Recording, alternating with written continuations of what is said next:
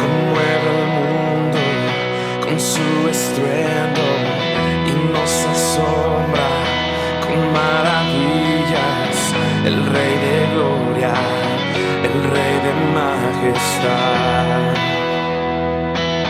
Gracias sublimes, perfecto es su amor. Tomaste mi lugar, cargaste tú mi cruz. Tu vida diste ahí y ahora libre soy. Jesús, te adoro por lo que hiciste en mí.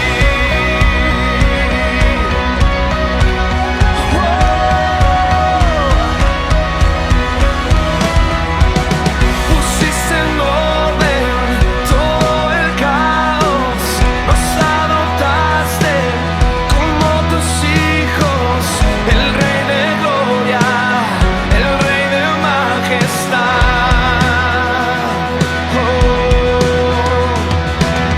El que gobierna con su justicia y resplandece con su belleza.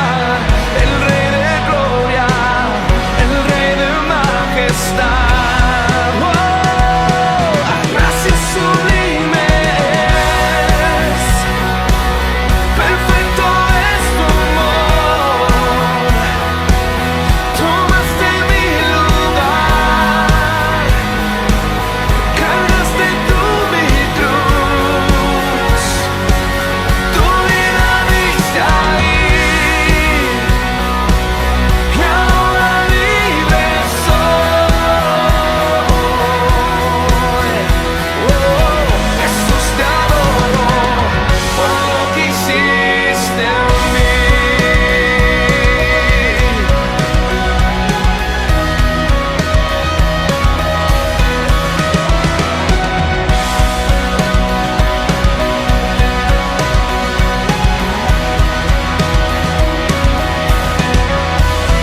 Digno es el Cordero de Dios, digno es el Rey que la muerte venció. Digno es el Cordero de Dios, digno es el Rey que la muerte venció. Digno es el Cordero de Dios, digno es el Rey que la muerte venció. Digno es el Cordero de Dios, digno, digno. Gracias sublimes, perfecto es tu amor. Tomaste mi lugar, cargaste tú mi cruz. Tu vida diste ahí y ahora libre soy. Jesús, te adoro por lo que hiciste en mí.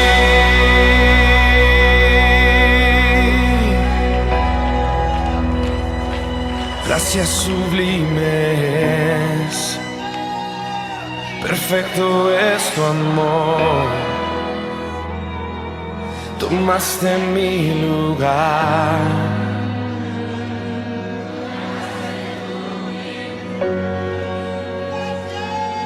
tu vida diste ahí y ahora libre soy.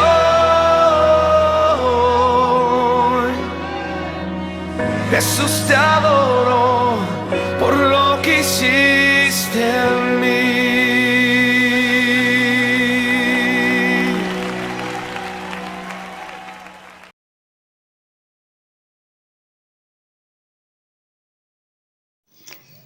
El amor de Dios me inundó, me impactó en un momento de aflicción en mi vida. Él me veía llamando y yo quizás no le di importancia, como nos puede pasar a muchos. El Señor siempre está y ese momento de aflicción me hizo reflexionar y me acercó a Él. Y en este momento su amor me moldeó y me sigue trabajando en cada día como lo hacen todos. Su amor nos abraza, nos visita, nos calma, nos regocija en que Él nos regaló algo que nada ni nadie nos podrá nunca jamás regalar. Él nos dio la salvación para siempre y nos regaló el cielo porque nos ama con amor eterno. Y no hay nada que podamos hacer para llegar al cielo porque Él ya nos regaló su gracia. Él se sacrificó por nosotros, Él murió por nosotros y resucitó. Se hizo igual a nosotros para que nosotros fuéramos libres. Y eso es algo impactante.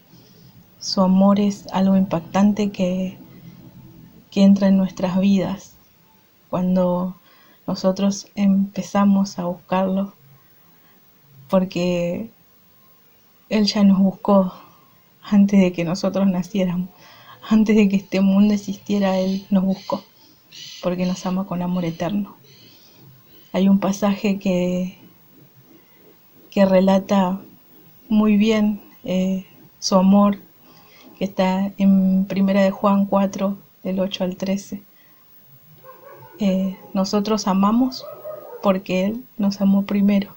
Nosotros tenemos buenas cosas y amor porque Él nos amó y nos ama para siempre. No hay nada ni nadie que nos pueda sacar eso. No hay amor tan impactante como el de Él. En estos tiempos de crisis hemos podido ver la misericordia y el amor de Dios sobreabundar en nuestras vidas. Primero que nada hemos orado para que nos dé paz, esa paz que sobrepasa todo entendimiento, esa paz que solo Él te puede dar. A pesar de que muchas personas comentan cosas malas, se dejan guiar por la televisión o por las redes sociales y están todo el tiempo alteradas y en crisis, nosotros hemos podido guardar la paz y hemos podido estar tranquilos, ya que hemos obtenido esa paz que solo viene de Él. Hemos podido ver su misericordia abundar, nos han llovido bendiciones, no nos ha abandonado, nunca nos ha soltado. Las provisiones siempre han estado allí, a pesar de que hemos pensado de que estamos a punto de quedarnos sin nada, siempre ha estado allí. Nos ha dado abrigo, nos ha dado atención, ha puesto personas en nuestro camino que nos han ayudado, han orado por nosotros. Hemos visto familias ser bendecidas por Él en estos tiempos de crisis. Sabemos que Él nunca te abandona y nunca falla. Estos momentos tan difíciles de pandemia, llenos de ansiedad, incertidumbre y hartazgo, puedo pensar en una palabra: esperanza. Esta esperanza no tiene que ver con que un día se descubrirá la vacuna para el COVID-19, sino una esperanza en tiempo presente, en que Dios me cuida, me sostiene, me contiene y que mi vida está en sus manos, así como la tuvo hace 15 años cuando me diagnosticaron cáncer del que probablemente no iba a salir. Tengo mucho por vivir, pero si Dios decidiera lo contrario, tengo una vida eterna junto a Él, no porque fuera buena, sino porque Jesús murió por mí en la cruz y yo lo acepté como mi Salvador.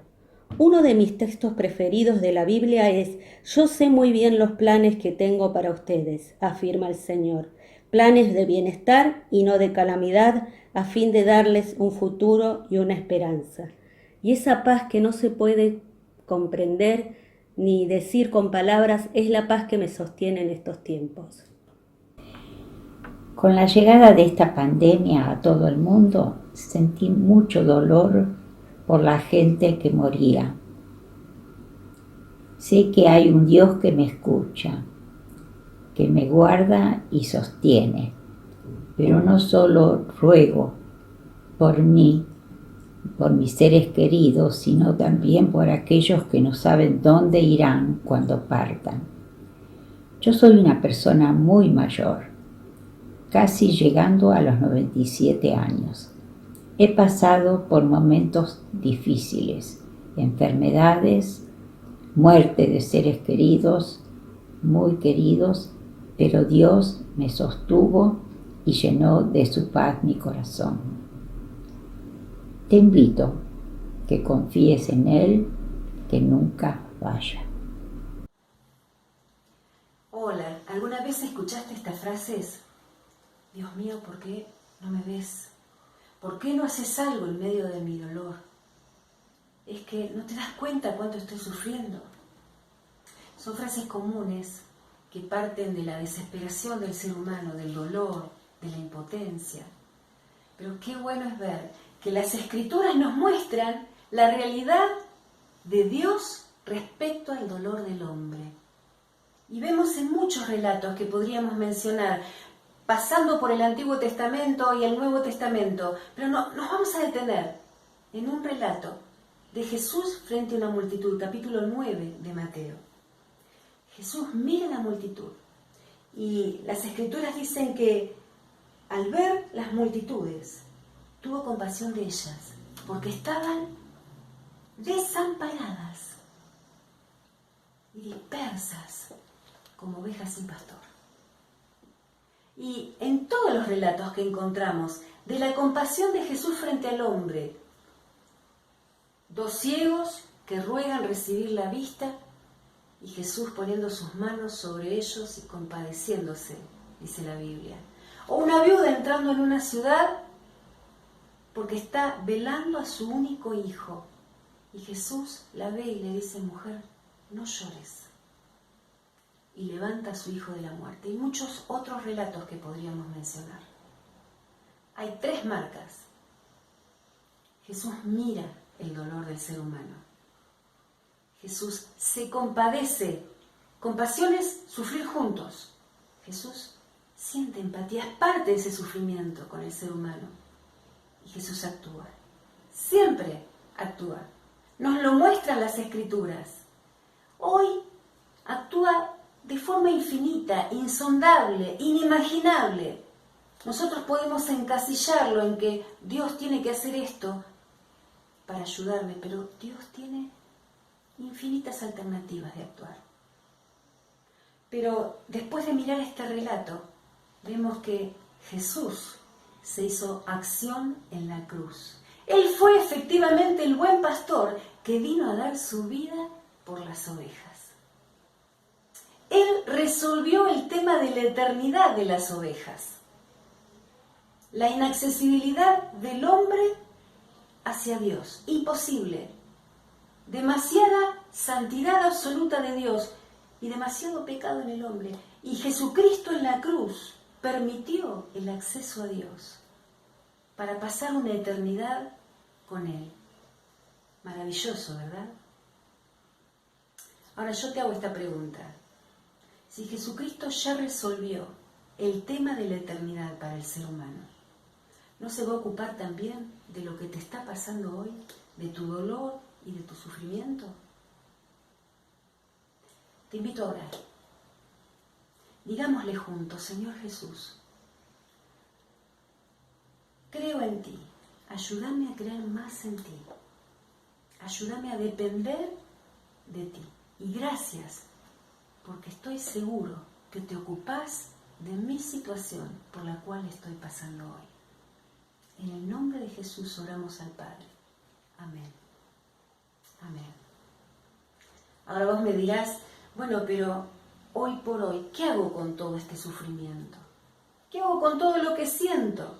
Bueno, a continuación vamos a escuchar una reflexión del doctor Eduardo Tatangelo, a quien agradecemos que tenga este tiempo. Nos va a hablar del tema. Él es profesor de teología y de historia, es pastor de la iglesia Bautista de Escobar es escritor, de paso hay un libro fabuloso para poder conseguir cuando no puede parar de sufrir. Entonces, a continuación, vamos a escuchar lo que él tiene para compartir con nosotros.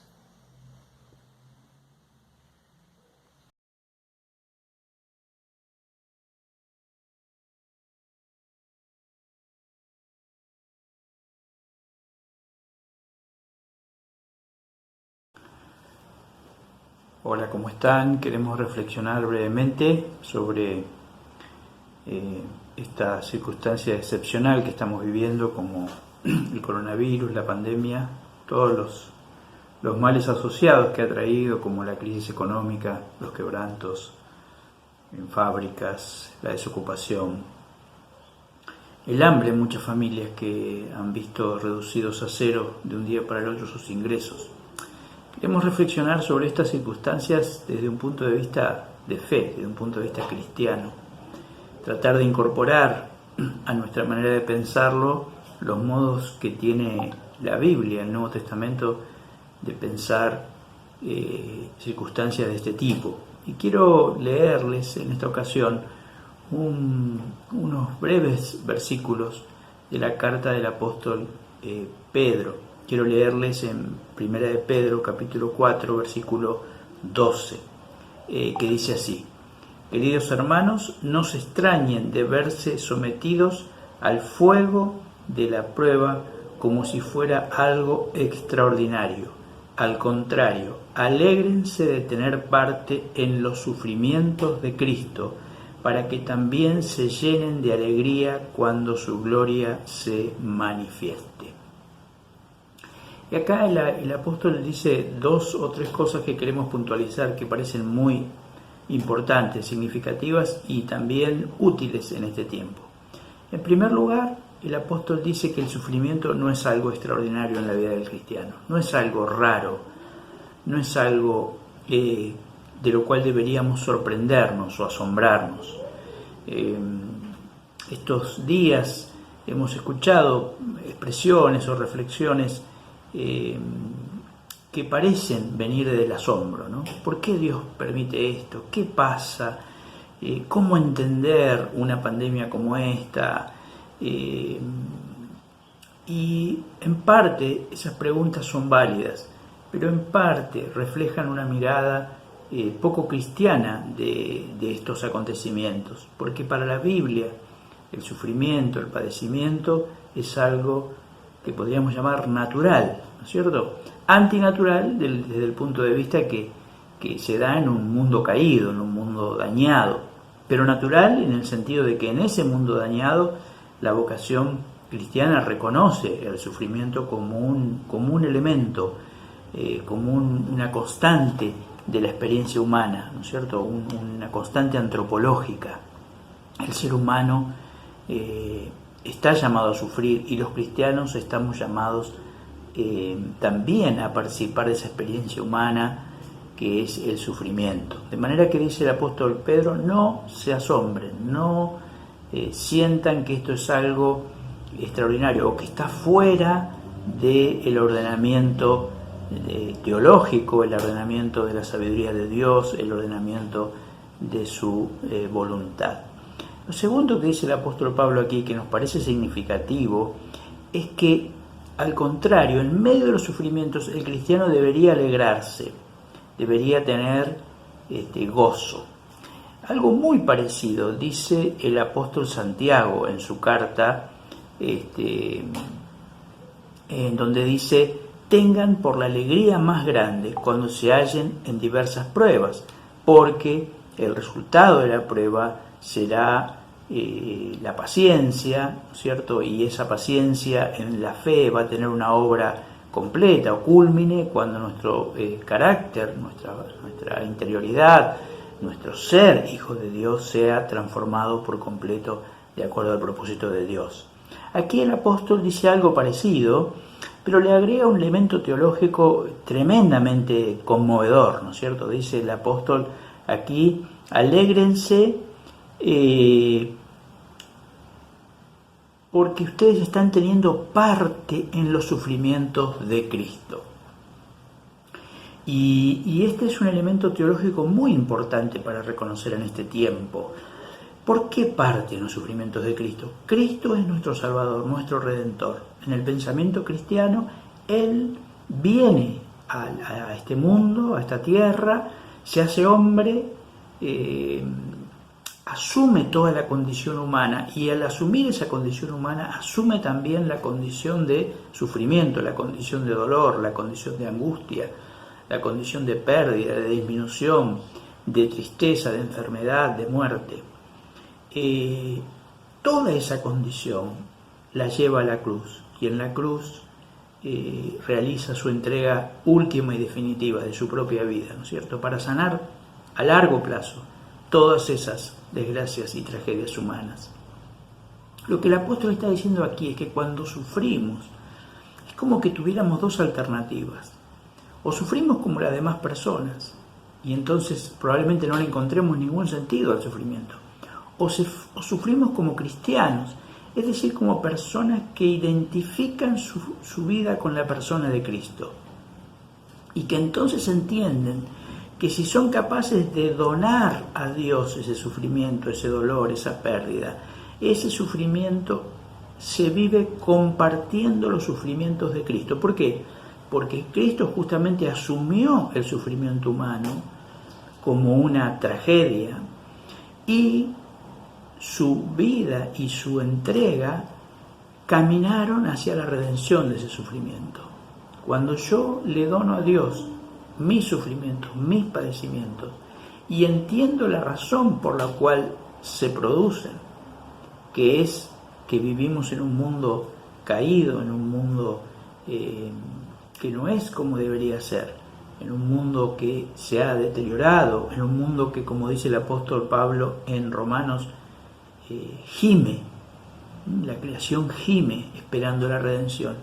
Cuando yo comprendo mis sufrimientos en ese contexto, entonces comparto los sufrimientos de Cristo, porque los vivo en esa dimensión de sentido. Y entonces mi vida pequeña, mi vida humilde, mi vida sencilla, con mis problemas cotidianos sencillos, con mis pérdidas, con mis dolores, con mis tristezas, adquiere un sentido trascendente, porque forma parte de ese proceso de dolor, de entrega, de pasión y de muerte, por el cual Dios está redimiendo al mundo. Por eso fíjense cómo termina esta pequeña sección: para que también se llenen de alegría cuando su gloria se manifieste. Porque justamente este camino de dolor, de sufrimiento, de tristeza, es un camino hacia la redención, es un camino hacia la liberación, es un camino hacia la sanidad. Dice el apóstol Pablo en Romanos 8, estoy seguro que todos los padecimientos actuales que tenemos que pasar en este mundo no tienen ni punto de comparación con la gloria que se manifestará en los hijos de Dios. Entonces, vivir el sufrimiento como cristiano es también vivirlo en una dimensión de esperanza. Me sumo a Cristo, participo de sus padecimientos, entiendo perfectamente, no con mi mente, con mi intelectualidad, con mi cerebro meramente, sino que entiendo con mi existencia, con mi vida consagrada a Dios, el sentido que pueden adquirir estos sufrimientos en Dios, y espero confiado en la acción de Dios que va a llevar a ese punto definitivo de redención, de liberación, donde Dios enjugará toda lágrima. Entonces podemos vivir aún situaciones muy difíciles como las que nos toca vivir en este tiempo y en otros, con paz, con gozo, con confianza en que Dios está presente, en que Dios está presente y no está callado, en que Dios está presente, no está callado y no está inactivo. Que Dios nos bendiga y fortalezca nuestra fe. Agradecemos una vez más al profesor Eduardo Tatangelo por esta reflexión, y vamos a despedirnos con una invocación que hace el apóstol Pablo en la segunda carta a Corinto, capítulo 13. Que la gracia del Señor Jesucristo, el amor del Padre y la comunión del Espíritu Santo sea con todos vosotros. Amén.